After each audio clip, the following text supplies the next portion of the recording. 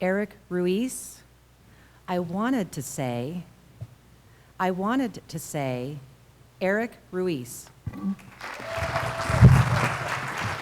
Thank you.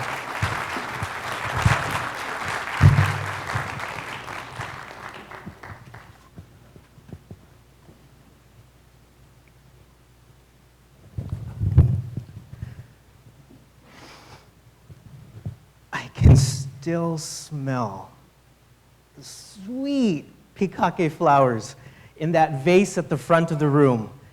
And I can still feel that hot morning sunlight coming through those dirty jealousies and onto my skin, and that cold, smelly cement floor beneath my feet. And I can still hear the breathing. Men breathing. 20 men standing in 3 rows, breathing. Some young, some old, some I even recognize from TV, all standing there, waiting for hula class to begin. At the front corner of the room, the kumu hula rises. She's a small, frail woman, and with a voice as deep as the ocean and full of love and energy, she greets the class of men with a chant. I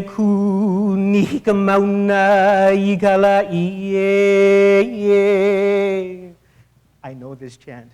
I've heard this chant many times before. It's a chant that talks about the beauty of Mount Waialeale and the island of Oahu. It's a chant used by dancers for as long as there have been dance in Hawaii, to ask the teacher or the kumu for permission to enter the classroom. The experienced dancers at the front of the room, they're standing there, their bodies gleefully possessed by the energy of the chant. They're starting to chant along. I'm standing at the back of the room with the other new dancers trying to figure out if whether or not I should join in, because I knew every word.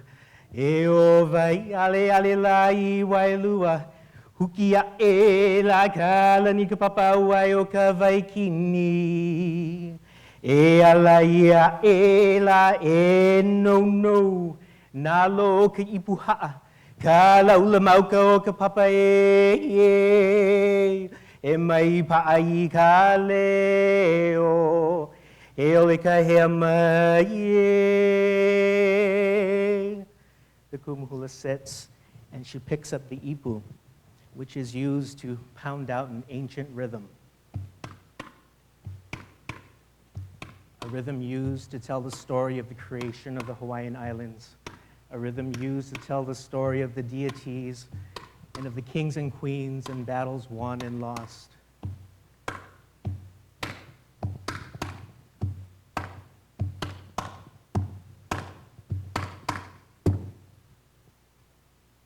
Then, like surfer boys, adrift on the horizon, their bodies glistening in that sunlight and the spray of the ocean, slowly rocking and swaying and moving to the rhythm of the ocean as it crashes against a distant shore. We all start to rock and sway and move to the rhythm of the ipu, that beautiful ancient rhythm. Some of us moving to the beat of a slightly different ipu.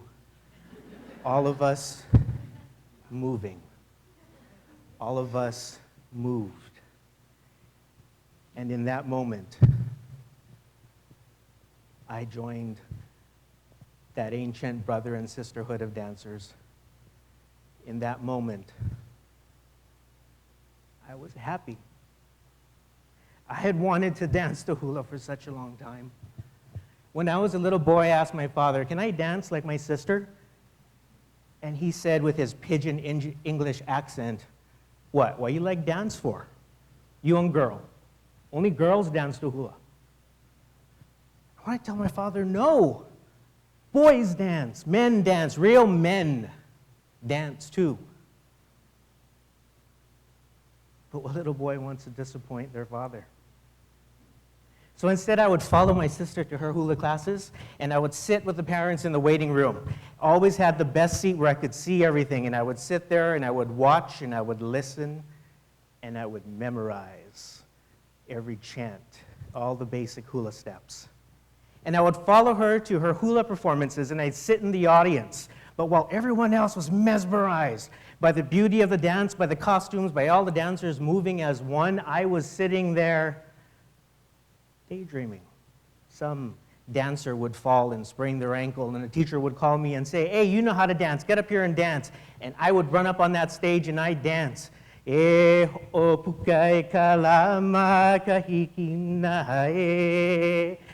just wanted to dance. I just wanted to dance. I just wanted to be a part of a group of dancers up on that stage moving together as one. I wanted to answer to the ipu. I wanted to answer to that rhythm. I just wanted to dance. And so years later, when I started college, I studied the Hawaiian language, and that's where I learned how to oli or chant. And I saved up money so that I could send myself to hula classes. And there I was, standing in the back row, my first hula class.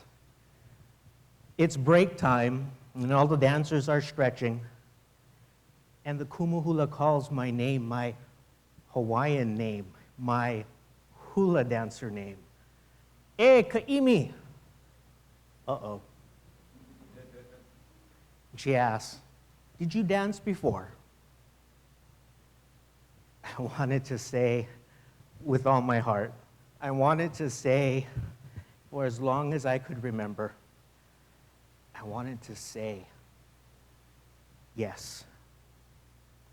Fellow Toastmasters, Madam Toastmaster, and guests, it's never too late for you to find that dream that you've always had and to live it, to experience that moment where dream intersects with reality and you can smell, live, feel, touch, hear every aspect of that dream. Now get out there and dance. Thank you.